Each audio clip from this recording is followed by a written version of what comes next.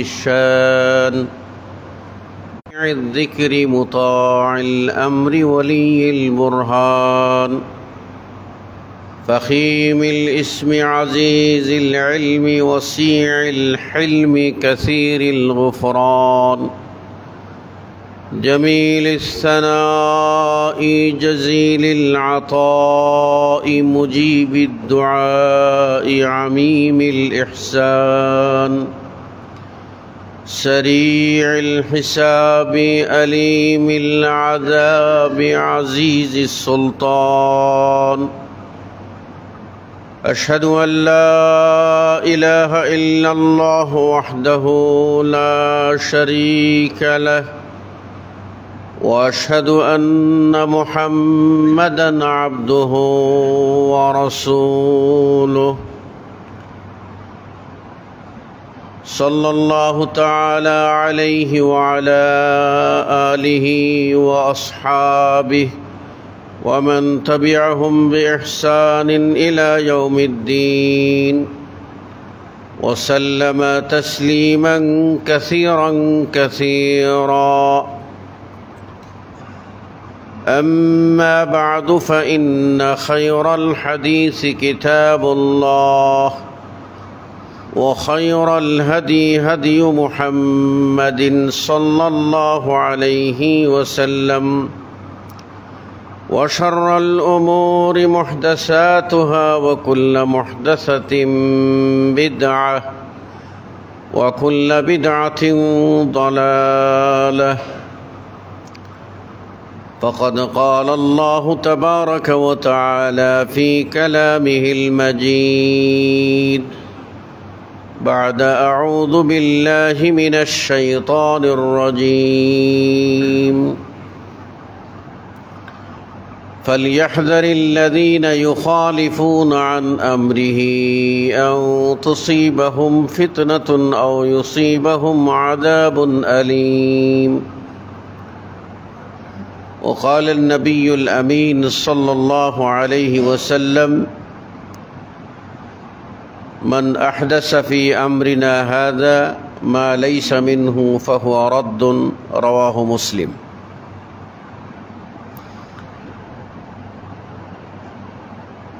সম্মানিত মুসল্লিবৃন্দ,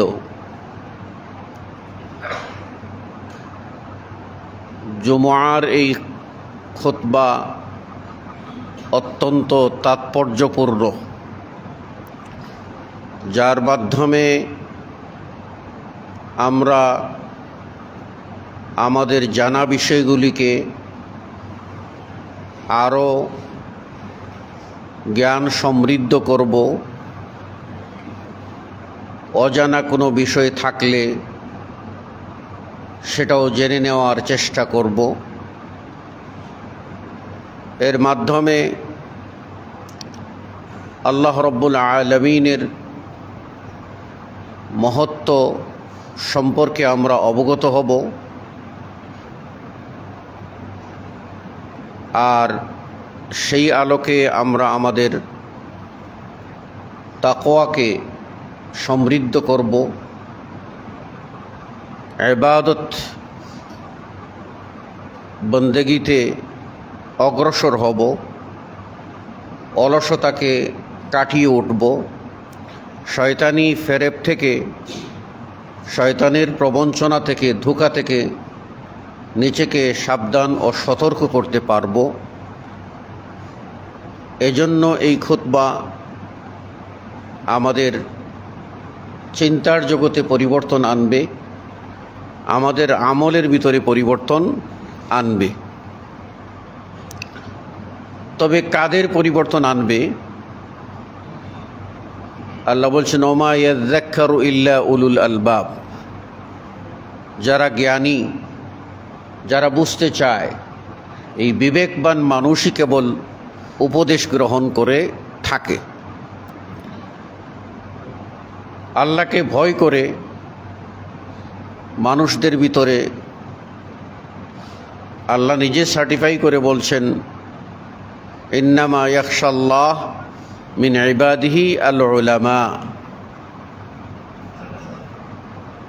যে তার বান্দাদের মধ্যে কেবল যারা জানে তারাই তাকে ভয় করে। যখন একজন ছাত্র জানে তার শিক্ষক আসতেছেন, তখন সে সাবধান হয়ে যায়। যখন একজন সন্তান দেখে তার মা বাবা আসতেছেন, গুরুজন আসতেছেন, তখন সে সাবধান ও সতর্ক হয়। ঠিক তদ্রূপ বান্দা যখন সব সময় তার ধ্যান ও খেয়ালের ভিতরে এটা রাখে যে দুনিয়ার কেউ আমাকে না দেখলেও মহান আল্লাহ দেখতেছেন, আমার ডাক দুনিয়ার কেউ না শুনলেও মহান আল্লাহ শুনতেছেন, তখনই ওই মানুষ আল্লাহকে ভয় করতে বাধ্য হয়। পরকালকে নিষ্কণ্টক করার জন্য সে নিজে আত্মত্যাগী হয়ে ওঠে। পক্ষান্তরে যে সমস্ত মানুষ জানা শোনার পরেও সত্যকে গ্রহণ করে না, বা যারা উপদেশ দেয় নিজেরাই উপদেশ পালন করে না, তাদের সম্পর্কে আল্লাহ রাব্বুল আলামিন বলে দিয়েছেন যে ওয়াতানসাউনা আনফুসাকুম, তোমরা উপদেশ গ্রহণ করা থেকে নিজেদেরকে ভুলে থাকো। ওয়াতাতলুনাল কিতাব, অথচ তোমরা কোরআন পড়ো, মানে পড়াশোনা করো, জ্ঞান আছে, কিন্তু মানো না। তারপর আল্লাহ বলছেন আফালা তাকিলুন, তোমরা কি বুঝবে, তোমরা কি অনুধাবন করবে, তোমরা কি শিক্ষা নেবে, তোমাদের পরিবর্তন তোমরা কি আনবে? প্রশ্নটা আল্লাহর। অন্যত্র আল্লাহ রাব্বুল আলামিন বলছেন ইন্নাল্লাহা লা ইউগাইয়িরু মা বিকাউমিন হাত্তা ইউগাইয়িরু মা বিআনফুসিহিম, মানুষেরা নিজেদের পরিবর্তনের চেষ্টা না করলে আল্লাহ তাকে পরিবর্তন করে দেন না। অন্য আয়াতে আল্লাহ রাব্বুল আলামিন বলছেন ওয়াল্লাযীনা জাহাদু ফীনা লানাহদিয়ান্নাহুম সুবুলানা, যারা আমার পথে চেষ্টা করে আমি অবশ্যই তাদেরকে পথের হেদায়েত দেই। তাহলে আপনার আমার চেষ্টার উপরে নির্ভর করে। আমাদের মধ্যে মুত্তাকি থাকবে, মুমিন থাকবে, কামিল মুমিন থাকবে, পরিপূর্ণ মুমিন, কিছু ফাসিক মুমিন থাকবে, এবং আমাদের মধ্যে মুনাফিকও থাকবে।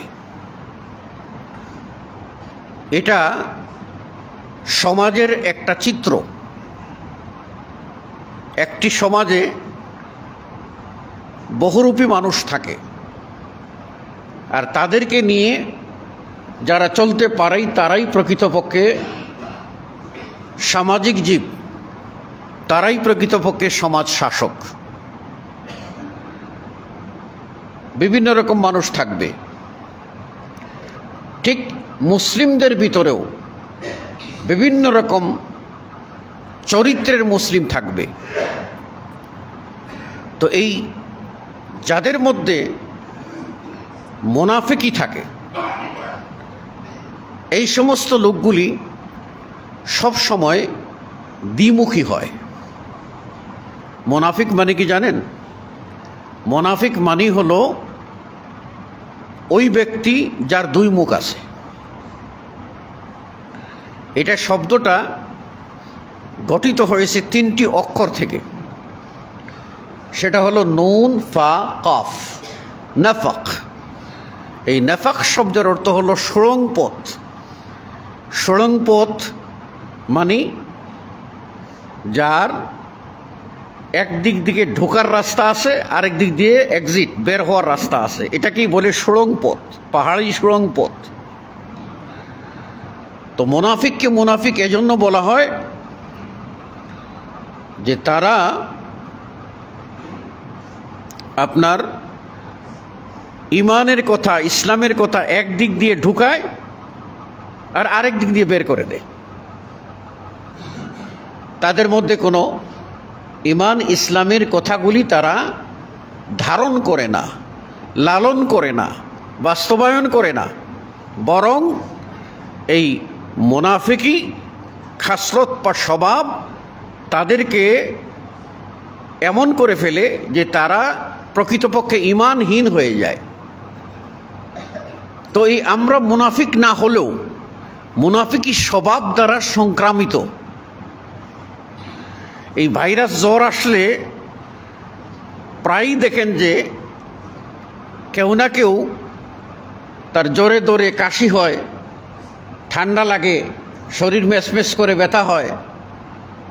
শীতের দিন আসলে মসজিদের ভিতরে নিজেরাই দেখবেন হরেক রকম মুসল্লি আসবে, একজনে কাশি দেওয়ার সাথে সব কাশি শুরু করে দেবে। তার মানে হলো এই ভাইরাস দ্বারা সবাই কিছু না কিছু আক্রান্ত। তো আমরাও এই রকম ভাইরাস দ্বারা কিছু না কিছু আক্রান্ত হয়ে পড়ি। মুনাফিকদের অন্যতম একটা স্বভাব হলো তারা সামনে একরকম এবং পিছনে আরেক রকম। এটা আল্লাহ রাব্বুল আলামিন কোরআনুল কারীমে বলছেন। কোরআনুল কারীমে একটা সূরা আছে, সূরা আল মুনাফিকুন। তার শুরুতেই আল্লাহ রাব্বুল আলামিন বলছেন, বিসমিল্লাহির রহমানির রহিম, ইযা জাআকাল মুনাফিকুন ক্বালু নাশহাদু ইন্নাকা রাসূলুল্লাহ। যে হে রাসূল, আপনার কাছে মুনাফিক এসে বলবে আমরা সাক্ষ্য দিচ্ছি যে আপনি অবশ্যই আল্লাহ রসুল। মানে নিজের প্রমাণ দেবে যে আমি সাক্ষ্য দিচ্ছি আপনি আল্লাহ রসুল।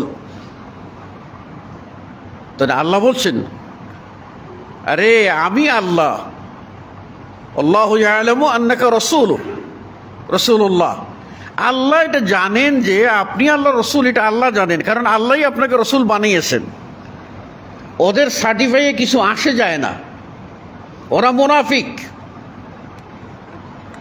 এবার আল্লাহ নিজে বলছেন, আল্লাহু ইয়াশহাদু, ওরা এসে সাক্ষী দিচ্ছে যে ওরা আপনাকে রসুল বলে মানতেছে, ভালো মানুষ সাজার জন্য সাক্ষী দিচ্ছে।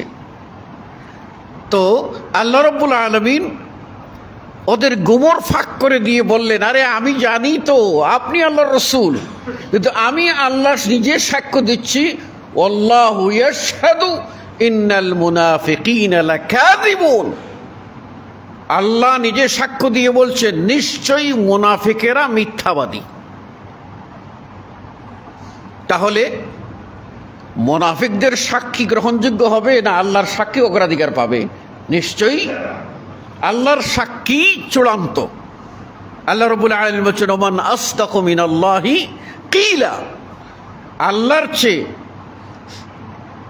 চরম সত্য কথা বলনেওয়ালা আর কে? অন্য আয়াতে বলেছে, ওমান আসদাকু মিনাল্লাহি হাদিসা। আল্লাহর চেয়ে চরম সত্য কথা বলনেওয়ালা আর কেউ হতে পারে না।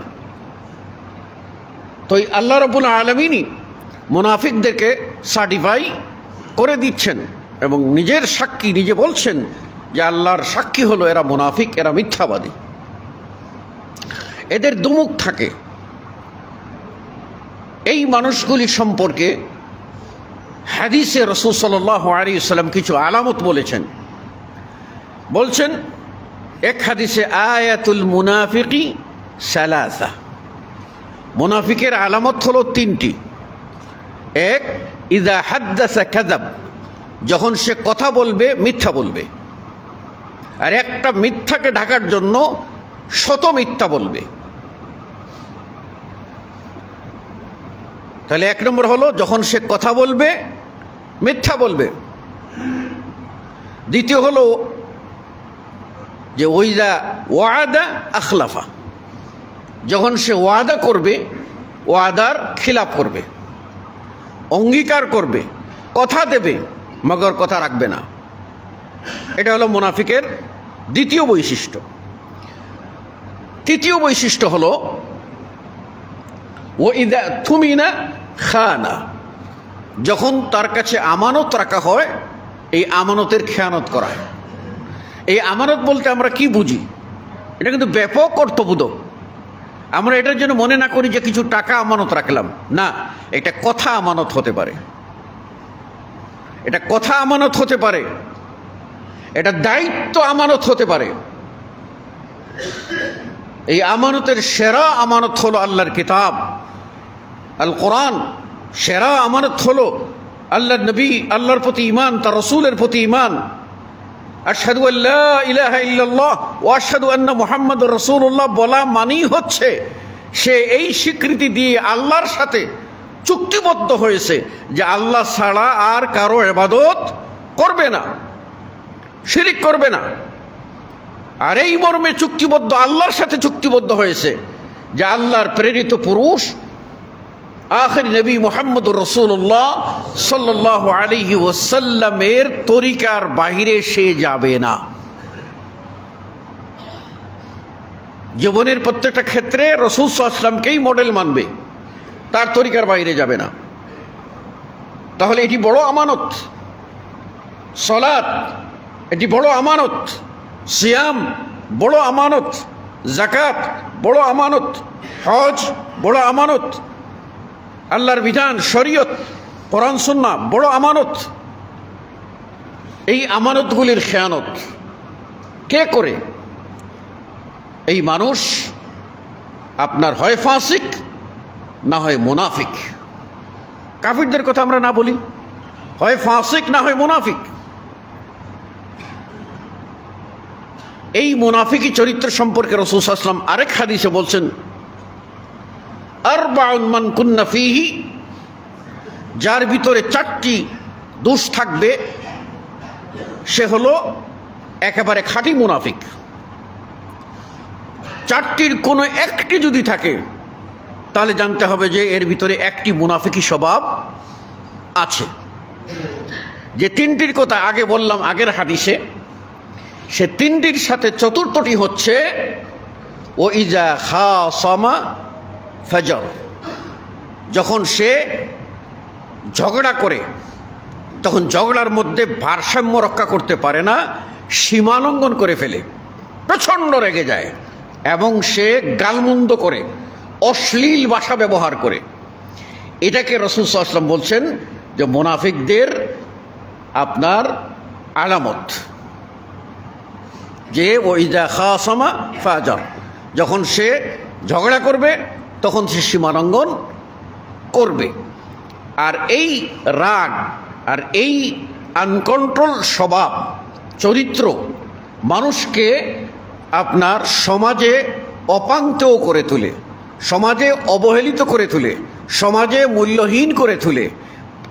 যে মানুষ আপনার কাছে গিয়ে অন্যের দোষ বলে, আপনার কাছে অন্যের দোষ বলে, জেনে রাখবেন ওই মানুষ আপনার দোষ অন্যের কাছে গিয়ে বলে। আমার বোঝার একটা কথা মনে পড়ে গেল, আমি যখন সৌদি সরকারের ধর্ম মন্ত্রণালয়ে চাকরি করতাম তখন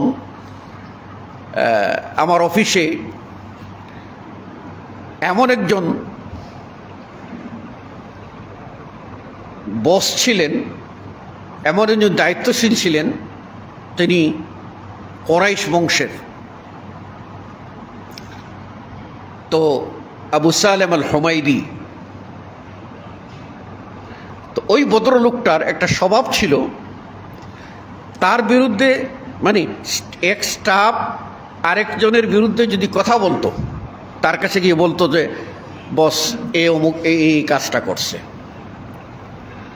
তো তিনি এটা মানে কিভাবে এটা সলিউশন করতেন, তিনি নিজে আচ্ছা দেখছি এটা বলতেন না, অবজারভেশন করতেছি, আমি যাচাই বাছাই করি, কিচ্ছু বলতেন না। যখনই দেখলো যে খতিব সাহেব ইমাম সাহেবের বিরুদ্ধে লাগাইছে, ইমাম সাহেবের বিরুদ্ধে লড়াইছে, তখনই খতিব সাহেবের হাত ধরে বলতো চলো ইমাম সাহেবের কাছে যাই। সরাসরি নিয়ে বলতো খতিব সাহেব আপনার কি অভিযোগ আছে ইমাম সাহেবের বিরুদ্ধে বলেন। এখন সত্য হলে তো বলবে, আর মিথ্যা হলে সরি আমার ভুল হয়ে গেছে। তাহলে যার বদনাম করেছেন তার কাছে ক্ষমা চান, সমাধান সহজ। তো আমরা নিজেরা এই মুনাফিকি স্বভাব থেকে মুক্ত থাকব। থাকতে গিয়ে আমাদেরকে শয়তানের বিরুদ্ধে যুদ্ধ করতে হবে, থাকতে গিয়ে আমাদের আমিত্বের বিরুদ্ধে যুদ্ধ করতে হবে, থাকতে গিয়ে আমাদের পেশি শক্তির বিরুদ্ধে যুদ্ধ করতে হবে। কারণ শয়তান এই সব হাতিয়ারগুলি ব্যবহার করে আপনাকে আমাকে সমাজের ভিতরে আপনার এই রকম একটা অবস্থায় নিয়ে যায়। আপনারা জানেন সমাজে এই রকম লোক আছে যারা আসলেই মানুষ সালাম দেয়, অথবা ওই লোক সালাম দেয়, সালাম দিয়ে যখন চলে যায় তখন যারা দুই একজন থাকে তারা বলে মাশাআল্লাহ, এই লোকটাকে আল্লাহ দীর্ঘজীবী করো, খুব ভালো মানুষ।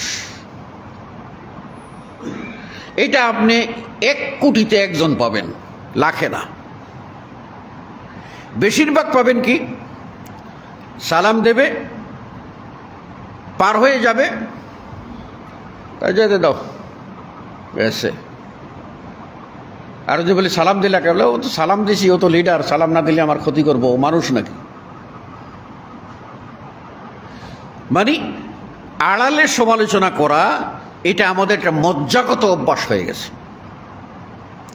মনে রাখবেন, মান হাফারা বীরান লিআখিহি ফাকাদ ওয়াকা ফিহি। কেউ যদি কোনো ভাইয়ের জন্য গর্ত করে তো ওই গর্তে তাকে পড়তে হবে। ওই যে দেখেন না, গত শুক্রবারেই, গত জুমাবারেই 2 ভাই মিলে আরেক ভাইয়ের চোখ খুলে ফেলেছে, দুইটাই। এখন ফল কি দাঁড়াবে? ওর চোখ খুলে ওকে অন্ধকারে ফেলে দিয়েছে, আর ওদেরকে সমাজে সবার কাছে ঘৃণার পাত্র বানিয়েছে। উপরন্তু এদেরকে জেলের মধ্যে গিয়ে কি করতে হবে? বাকি জিন্দেগি বন্দিদশার কষ্টের ভিতরেই থাকতে হবে। ওই যে একটা অন্যায় করেছে, অপরাধের প্রাপ্তি তার হয়ে গেছে। এই জন্য সমাজে আপনি কিছু ভালো কিছু করার চেষ্টা করুন। সমাজে আপনি মন্দ করবেন, এটা আজীবন মানুষ বলবে, আজীবন মানুষ বলবে। মানুষ ছেলের বিয়ে করাবে, মেয়ের বিয়ে করাবে, আপনি বলবেন যে খতিব সাহেব আপনি এই আলোচনা কেন করছেন? সামাজিক চিত্র, এটা যদি আমরা না তুলে ধরি সমাজ পরিবর্তন হবে না। এই বিয়ে করানোর সময়ে গিয়ে মানুষ কি করে? আপনার ওই জাত বংশ সব দেখে গিয়ে ওই ছেলের বাপ কিরকম, ওই ছেলের দাদা কিরকম, ও দাদার বাপ কেমন ছিল, সবগুলি দেখে। তো এই রকম অতীত ঘাটে সমাজে এইরকম মানুষ আছে যে গাজীপুরে ভাওয়াল রাজার 5 টাকা খেয়ে সেই সময়ে একজন মিথ্যা সাক্ষী দিয়েছিল। ওর বংশ এখন সবাই মিথ্যা সাক্ষীদাতা হিসাবে সবাই জানে। ওদের মধ্যে কোটি কোটি টাকার মালিক হয়েছে, কিন্তু লাস্ট পর্যন্ত গিয়ে বলে যে এরা ওই জাত। একটা উদাহরণ বললাম, সেজন্য এইরকম অনেক উদাহরণ সমাজে রয়েছে। এই উদাহরণগুলি সামনে নিয়ে আমাদের জীবনকে গঠন করতে হবে, আত্মসমালোচনা করতে হবে। আল্লাহ রাব্বুল আলামিন কোরআনুল কারীমে বলছেন, ওয়াল তানজুর নাফসুম মা কদ্দামাত লিগাদ। প্রত্যেক মানুষই যেন আত্মসমালোচনা করে, হিসাব করে দেখে যে আগামীকাল তথা কিয়ামতের জন্য, পরকালের জন্য সে কি প্রেরণ করেছে।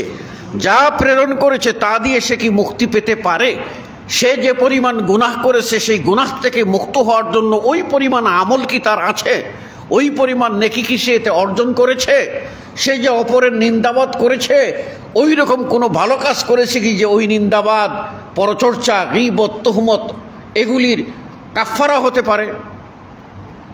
আপনারা কি জানেন না যে রাসূল সাল্লাল্লাহু আলাইহি ওয়াসাল্লাম বলছেন যে তিনি যাচ্ছেন কবরের পাশ দিয়ে আর বলছেন এই কবর দুটিতে আযাব হচ্ছে,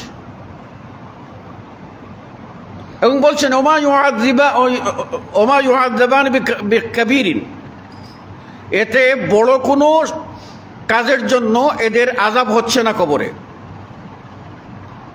এর অর্থ হলো যে এরা এই দুই ধরনের অপরাধী ছিল, দুটি অপরাধী, এই অপরাধকে তারা বড় মনে করত না, অথবা এমন দুটি অপরাধ এটা ছেড়ে দেওয়া তাদের জন্য কঠিন কিছু ছিল না, চাইলে তারা এই অপরাধ মুক্ত হয়ে জীবনযাপন করতে পারত, করে নাই, কেয়ার করে নাই, আজকে তাদের শাস্তি হচ্ছে। তো তার একজনের ভিতরে একজন সম্পর্কে বললেন যে একজন হলো ওয়াকানা ইয়ামশি বিন নামিমা, সে চুগলখড়ি করে বেড়াইতো, একজন আরেকজনের কান ভারী করে বেরিয়েত, এ কারণে তার কবরের আযাব হচ্ছে।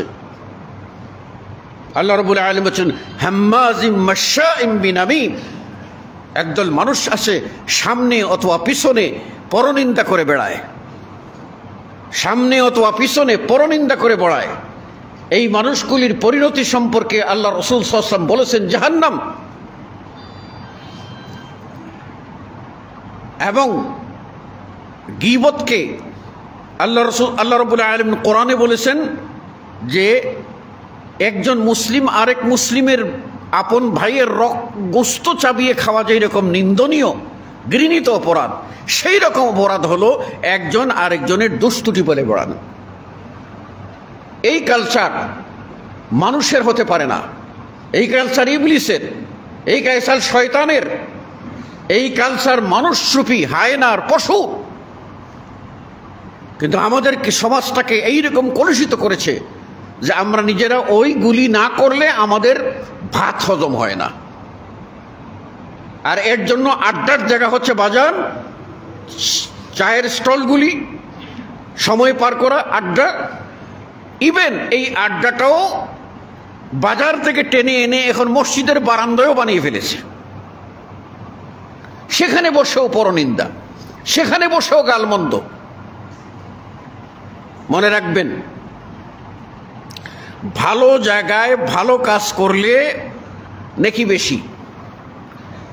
আল্লাহর ঘর কাবা আমাদের কিবলা, সেখানে সলাত আদায় করলে এইখানে যা সলাত আদায় করব তার চেয়ে 1,00,000 গুণ বেশি নেকি পাবো।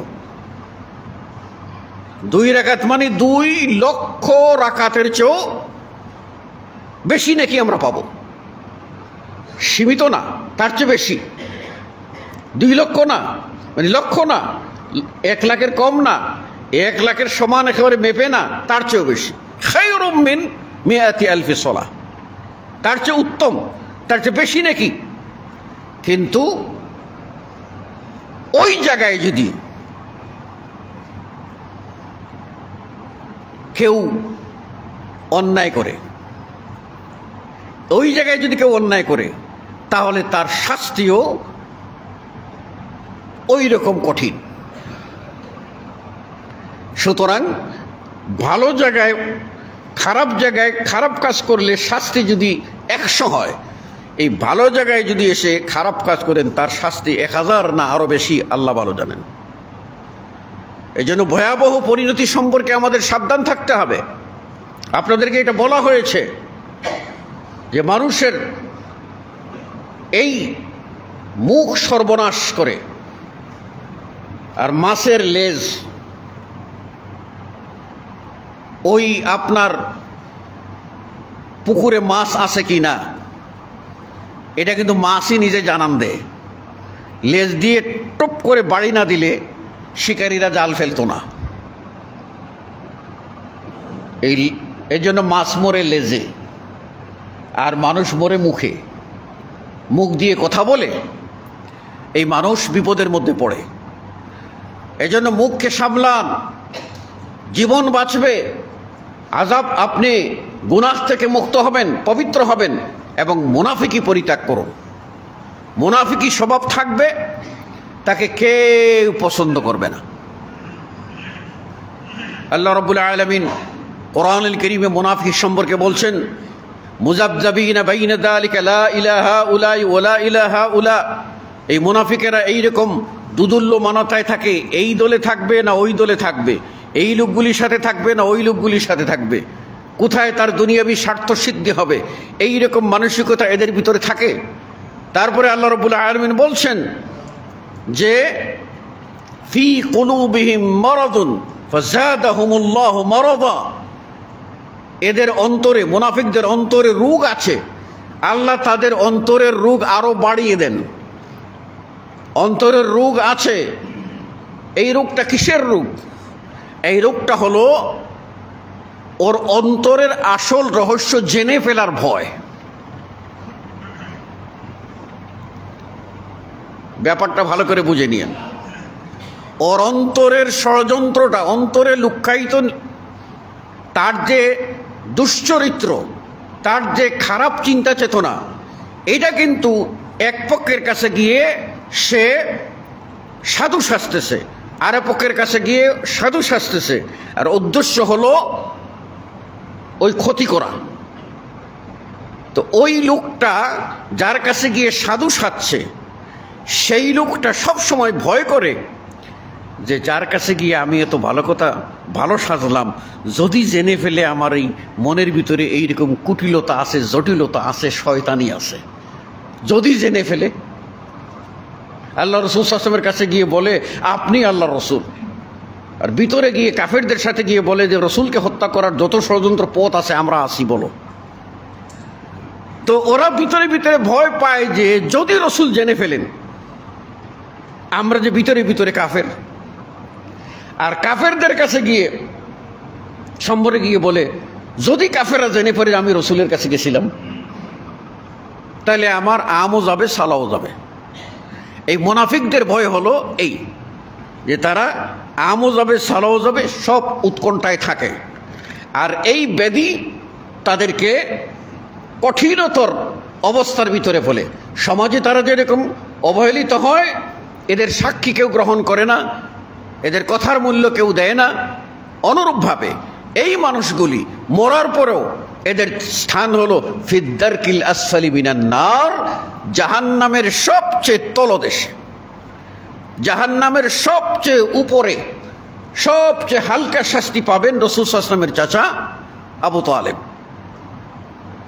জাহান্নামের সবচেয়ে হালকা শাস্তি, আহওয়ানুল আযাব, সবচেয়ে হালকা শাস্তি সেটা পাবেন আবু তালেব।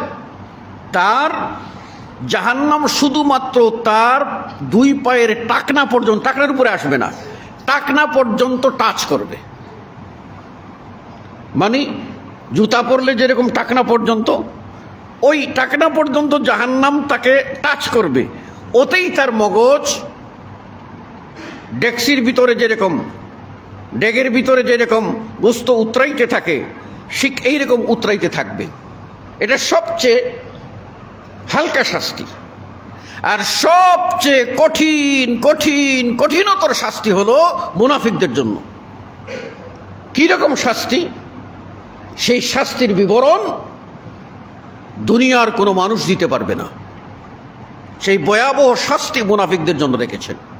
অতএব আমরা আমাদের চরিত্রের পরিবর্তন করি, তবেই ইনশাআল্লাহ আমরা ভালো মানুষ হতে পারব। সম্মানিত মুসল্লিবৃন্দ, দ্বিতীয় যে পয়েন্টের উপরে আমি আপনাদেরকে হালকা টাচ করতে চাই, সেটি হচ্ছে আমাদের সমাজে, মুসলিম সমাজে একটা কালচার চলমান।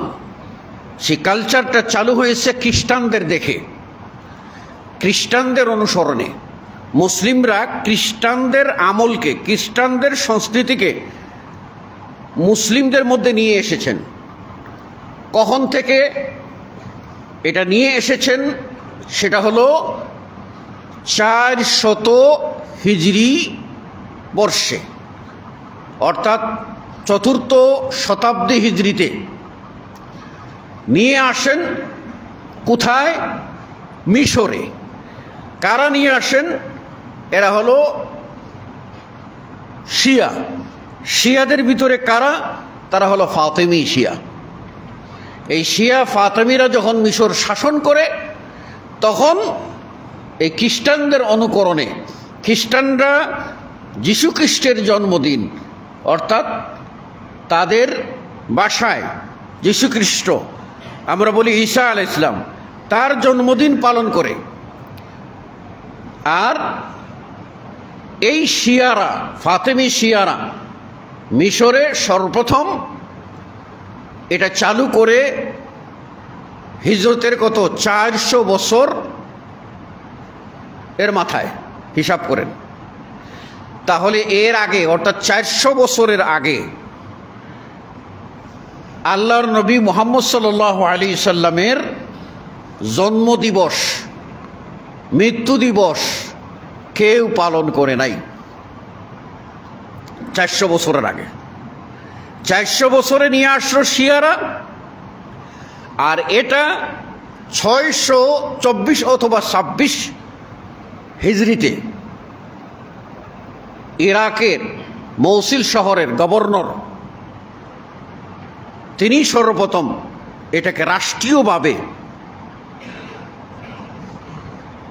এই মিলাদ মাহফিল উদযাপন করেন। মিলাদ কি? মিলাদ অর্থ হলো জন্ম, কারো জন্মের সময় বা তারিখ বা স্থান যাই বলেন। তাহলে এখানে যে কোনো ব্যক্তির, যে কোনো নারী পুরুষ যারই এই জন্ম তারিখ, এটা তার মিলাদ। এটাকে আমরা মিলাদ বলি না, আমরা এটাকে বলি কি বার্থডে, ঠিক আছে? আর আমরা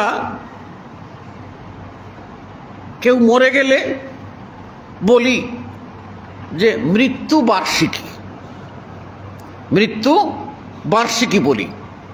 আহা, আজকে আমার ছেলের মৃত্যু বার্ষিকী, আজকে আমার মায়ের মৃত্যু বার্ষিকী। এগুলির ইসলামে কোনো বৈধতা নাই, কেননা এটা হলো খ্রিস্টানদের দেওয়া কাজ। এখন আপনি বলুন, বৎসরে 12 মাস, সর্বমোট কয় দিন? 365 দিন, 365 দিন। এখন পৃথিবীতে নবী ও রাসূলদের সংখ্যা সর্বনিম্নটা যদি ধরি, কেউ বলেছেন 1,24,000, কেউ বলেছেন 2,24,000, তা আমরা 1,24,000 ধরি। 1,24,000 জন নবী। এখন 1,24,000 জন নবী জন্ম নিয়েছেন এই 365 দিনের মধ্যেই, 365 দিনের মধ্যেই। এটা তো মুহাম্মদ সাল্লাল্লাহু আলাইহি ওয়াসাল্লাম থেকে 365 দিন না, কারণ আল্লাহ বলছেন ইয়াউমা খালাকাস সামাওয়াতি ওয়াল আরদ। এই বৎসর গণনা 365 দিনে যে বৎসর যায়, 12 মাসে বৎসর, এই গণনাটা আল্লাহ রাব্বুল আলামিন সৃষ্টি করেছেন যেই দিন থেকে আসমান সমূহ এবং জমিন সমূহ সৃষ্টি করেছেন সেই দিন থেকে। সুতরাং এই 365 দিনে বৎসর, এটা মুহাম্মদ জীবনের বৎসর না, এটা আদমের জীবনের বৎসর, তার আগের বৎসর। সুতরাং আদম আলাইহিস সালাম থেকে শুরু করে মুহাম্মদ সাল্লাল্লাহু আলাইহি ওয়াসাল্লাম পর্যন্ত যদি 1,24,000 পয়গাম্বর ধরি, আর প্রত্যেকটা পয়গাম্বর স্বনামধন্য ব্যক্তি, তারা এই উম্মতের শ্রেষ্ঠ মানুষ, তারা আসমানের নিচে জমিনের উপরে আল্লাহর শ্রেষ্ঠ বান্দা, তারা আল্লাহর সবচেয়ে প্রিয় বান্দা। এবার যদি আপনি প্রিয় বান্দা 1,24,000 মানুষের যদি নবী ও রাসূলদের আপনি দিবস পালন করেন 365 দিনে, আপনাকে ডেইলি কতবার পালন করতে হবে এই জন্মদিবস? আপনাকে একবার চিন্তা করে দেখেছেন? আসেন, আমাদের নবী সাল্লাল্লাহু আলাইহি ওয়াসাল্লাম রেখে গেছেন মক্কার সেই হজের সময় রেখে গেছেন 1,24,000 সাহাবী। এখন যদি সোনার মানুষেরা হলেন সাহাবায়ে কেরাম, যাদের সম্পর্কে আল্লাহ রাব্বুল আলামিন বলছেন রাদিয়াল্লাহু আনহুম ওয়া রাদু আনহু যালিকা লিমান খাশিয়া রাব্বাহ, যারা আল্লাহকে ভয় করে, সেই সমস্ত সাহাবীদের ব্যাপারে বলেছেন তারা আল্লাহর প্রতি সন্তুষ্ট, আল্লাহও তাদের প্রতি সন্তুষ্ট। আল্লাহর সন্তুষ্টির সনদ প্রাপ্ত যে সমস্ত সাহাবী, ওই 1,24,000 সাহাবীর জন্মদিবস পালন করেন আপনি বৎসরে, তাহলে 1,24,000 আর 1,24,000 সাহাবী আর 1,24,000 নবী, তাহলে 2,48,000। এই 2,48,000 মানে 2.5 লাখ ধরেন, 2.5,365,000 দিয়ে ভাগ করেন। আচ্ছা, শুধু এই নবীর সাহাবী নিলাম 1,24,000, তো আগের নবীদের সাহাবী নাই, তাদের একনিষ্ঠ নাই, সেইগুলি যদি কিছু কিছু করে ভাগ করে, আচ্ছা 10 জন করেই গড়ে নেই, তাহলে কতজন হয়? তাহলে যে এই যে বৎসর পালন মানে এই জন্মদিবস পালন যে এটা ভুইফুল বাজে জিনিস, অসম্ভব অসম্ভব।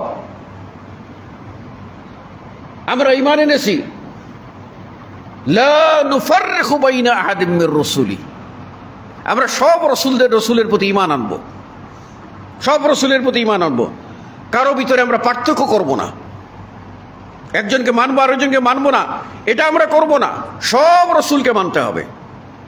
কিন্তু শরীয়ত অনুসরণ করতে হবে মুহাম্মদুর রাসূলুল্লাহ সাল্লাল্লাহু আলাইহি ওয়াসাল্লাম। এখন মুহাম্মদ সাল্লাল্লাহু আলাইহি ওয়াসাল্লাম জন্ম নিলেন 571 খ্রিস্টাব্দে। 571 খ্রিস্টাব্দে তিনি যদি জন্ম নিয়ে থাকেন, তাহলে তিনি জন্ম থেকে মৃত্যু পর্যন্ত তার বয়স 63 বৎসর। এই 63 বৎসরের ভিতরে 40 বৎসর চলে গেল নবুয়তের আগে, নবুয়তের পরে তো 23 বৎসর। যদি এই দিবস পালনে কোনো কল্যাণ থাকতো, তাহলে নবী করিম সাল্লাল্লাহু আলাইহি ওয়াসাল্লাম তার জন্ম বার্ষিকী পালন করার জন্য নিজে করতেন এবং সাহাবাদেরকে আয়োজন করতেন, বলতেন যে আয়োজন করো। কিন্তু 63 বৎসরে একটা প্রমাণও পাওয়া যাবে না। তার মৃত্যুর পরে 35 বৎসরের খেলাফতের সোনালী যুগ, কোন খলিফা একজন আরেকজনের জন্মবার্ষিকী পালন করেছেন, আসমানের নিচে জমিনের উপরে এর কোনো প্রমাণ নাই। সুতরাং ইসলামে এই জন্মদিবস পালনের কোনো বৈধতা নাই, এটা খ্রিস্টানদের অনুসরণ। অথচ আল্লাহ রাসূল সাল্লাল্লাহু আলাইহি ওয়াসাল্লাম বলেন, খালিফুল ইয়াহুদ ওয়ান নাসারা, তোমরা ইহুদি ও খ্রিস্টানদের ধর্মের বিপরীত করো, ওদের সংস্কৃতির বিপরীত করো, ওদের বিশ্বাসের বিপরীত করো, ওদের আমলের বিপরীত করো। এরপরে রাসূল সাল্লাল্লাহু আলাইহি ওয়াসাল্লাম বলছেন, মান তাশাব্বাহা বিকওমিন ফাহুয়া মিনহুম, যেই লোক এই মুহাম্মদী তরিকা বাদ দিয়ে অন্যের অনুসরণ করবে, যার অনুসরণ করবে, তার হাসর ওই লোকের সাথেই হবে, তার শেষ পরিণতি ওই লোকের সাথেই হবে। সুতরাং ইসলামী শরীয়ত কোরআন ও হাদিসের নাম। আপনারা জানেন রাসূল সাল্লাল্লাহু আলাইহি ওয়াসাল্লামের জন্ম তারিখ কোনো হাদিস দ্বারা নির্ধারিত না। রাসূল সাল্লাল্লাহু আলাইহি ওয়াসাল্লামের জন্ম তারিখ কোনো হাদিস দ্বারা নির্ধারিত না। তাহলে এত গুরুত্বপূর্ণ একটা তারিখ, লক্ষ লক্ষ হাদিসের ভিতরে একটা হাদিসও কি নাই যে রাসূল সাল্লাল্লাহু আলাইহি ওয়াসাল্লাম রবিউল আউয়াল মাসের 12 তারিখে জন্ম নিয়েছেন, একটা হাদিস দ্বারা প্রমাণ করেন। তার 1,24,000 অনুগত সাহাবী, এই 1,24,000-এর ভিতরে এমন একজন সিঙ্গেল কোন সাহাবী পাওয়া যায় না যিনি এই তারিখটাকে তারিখটার পক্ষে কথা বলেছেন। বরং সোমবারে জন্ম নিয়েছেন হাদিস আছে, সোমবারে জন্ম নিয়েছেন হাদিস আছে, কিন্তু কত তারিখে জন্ম নিয়েছেন এটার হাদিস নাই। তার মৃত্যু কত তারিখ হয়েছে তার এই তারিখ সন সবকিছু আপনার হাদিসে আছে। এখন দেওয়ানবাগী সাহেব নতুন করে আরেকটা ফতোয়া জারি করলেন, সেটা হলো এই, সমাজের সব মানুষ জানে 12ই রবিউল আউয়াল নবী জন্ম নিয়েছেন, 12ই রবিউল আউয়াল নবী মারা গেছেন, তাহলে তার এটা জন্ম দিবস আবার ওফাত দিবস। তো আনন্দ আর কান্না একসাথে তো হয় না, আনন্দ আর কান্না একসাথে তো হয় না। সেই জন্য তিনি আবার এই বছর নতুন করে বললেন, দেওয়ানবাগী হুজুর এর খলিফা, সে বলছে এখন যে দেওয়ানবাগী মহান সংস্কারক, তিনি এটা সংস্কার করে গেছেন, সেটা হলো যে আল্লাহর নবী রবিউল আউয়ালের 1ম তারিখে জন্ম নিয়েছিলেন। প্রথম তারিখে জন্ম, মানে তিনি তার মৃত্যু হয়েছিল 12 রবিউল আউয়াল জন্ম নিয়েছেন। সুতরাং 12 রবিউল আউয়াল জন্মদিবস পালন করব, আর 1 রবিউল আউয়াল আমরা মৃত্যু দিবস পালন করব। এই বলে নতুন একটা কথা, যা হাদিসের বিরোধী, যেখানে রাসূল সাল্লাল্লাহু আলাইহি ওয়াসাল্লাম মারা গেলেন, সাহাবারা তাকে গোসল দিলেন, কোন কোন সাহাবী গোসল দিলেন, তারপর কীভাবে তার জানাজার সালাত আদায় করা হলো, কোথায় তাকে দাফন করা হবে তা নিয়ে আলোচনা হলো, দাফনের সিদ্ধান্ত হলো, তাকে দাফন করা হলো, তার কবর আছে, তারিখে সব বিবরণ আছে।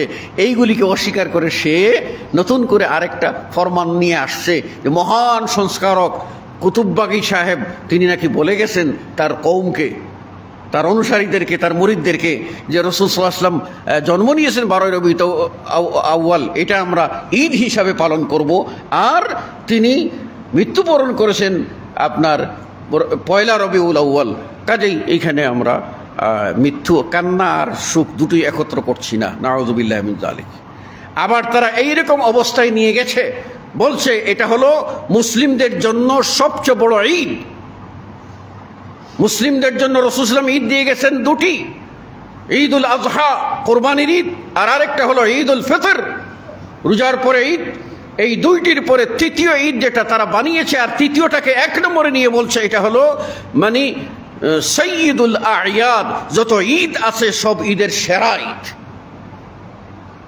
আল্লাহ রাব্বুল আলামিন আমাদেরকে এই ধরনের বেদাতি কর্ম থেকে মুক্ত থাকার তৌফিক দান করুন। এই দিন যদি কেউ এই দিবস পালন করেন, এই দিবসে কোনো সালাত আদায় করেন, এই দিনে রাত্রে নফল ইবাদত করেন, আর দিনের বেলা রোজা রাখেন, তাহলে নির্ঘাত হাদিস বিরোধী কাজ করেছেন, রসুলের তরিকার বিরোধী কাজ করেছেন, এটা বেদাত, আর বেদাতের পরিণাম হলো জাহান্নাম। এই হতে পারে এই একটি অপরাধী আপনার জীবনের সমস্ত নেক আমলকে পণ্ডুল করে দিয়ে আপনাকে জাহান্নামে নিয়ে যাওয়ার জন্য যথেষ্ট হয়ে যেতে পারে। অতএব এর থেকে আমরা সাবধান ও সতর্ক হই। আল্লাহ রাব্বুল আলামিন আমাদের সকলকে হেদায়েত দান করুন, সত্য বুঝার তৌফিক দান করুন। আমিন। আকুলু কওলি হাযা আস্তাগফিরুল্লাহ লি ওয়া লাকুম ওয়া লিসাইরিল মুসলিমিন। বারাকাল্লাহু লানা ওয়া লাকুম ফিল কুরআনিল আযীম ওয়া নাফা'নি ওয়া ইয়্যাকুম বিল আয়াতি ওয়া যিকরিল হাকীম। ইন্নাহু তাআলা জাওয়াদুন কারীমুন মালিকুম রাউফুর রহিম ফাস্তাগফিরুহু মিন কুল্লি যামবিন ইন্নাহু হুয়াল গফুরুর রহিম।